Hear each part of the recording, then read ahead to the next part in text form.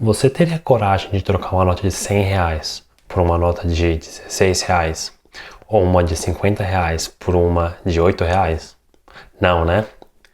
Pois saiba que você já fez isso. Inclusive, eu já fiz isso. Na verdade, todos nós fomos obrigados a fazer isso. Fique ligado, porque eu vou te falar também como evitar essa troca.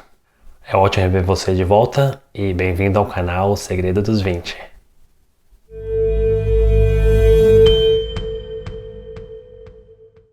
Deixa eu explicar um pouco melhor essa questão da troca da nota que eu te falei no começo do vídeo. Existe um fator na economia que se chama inflação, e nada mais é do que o aumento dos preços de serviços e produtos. A inflação ela diminui o nosso poder de compra com o tempo, ou seja, eu compro menos serviços e produtos com a mesma quantidade de dinheiro. Desde 1994, que foi quando o Plano Real foi introduzido, o poder de compra de uma nota de R$ 100 diminuiu para R$ 16. Uma de R$ 50 diminuiu para R$ 8. Uma nota de R$ 20 diminuiu para R$ 3,20. E uma nota de R$ 10 diminuiu para R$ 1,60. Mas quais são as principais causas da inflação?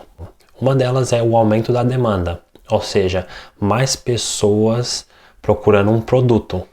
Então vamos supor que a safra de tomate veio abaixo da expectativa nesse ano e o consumo é muito alto. Então quem tem tomate para vender vai aumentar o seu preço porque tem muitas pessoas procurando esse produto. Um outro fator é o aumento do custo de produção. E um exemplo clássico é o nosso pãozinho francês. O trigo teve um aumento no seu preço. Consequentemente, esse custo de produzir o pãozinho francês foi repassado para o consumidor final. E o governo também influencia a inflação, imprimindo papel moeda ou imprimindo real. Isso acontece quando os gastos do governo é mais alto do que a quantidade de dinheiro arrecadada.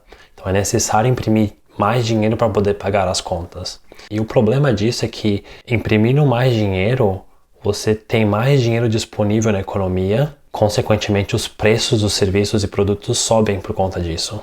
E por último, a gente tem a diminuição da taxa de juros. Ao diminuir a taxa de juros, o governo deixa o custo do dinheiro mais barato, diminuindo as taxas de empréstimo e financiamento e aumentando o investimento e produção. Isso estimula o consumo da população. Consequentemente, a demanda para os produtos aumentam e os preços dos produtos também aumentam. Só para refrescar sua mente, eu tenho uma comparação de preços entre o ano de 2000 e os preços atuais. Uma lata de leite condensado custava R$ 1,14. Hoje essa lata custa R$ 6,49. Um pacote de café custava R$ 2,59. Hoje esse café custa R$ 13,99. Uma caixa de chocolate custava R$ 2,69.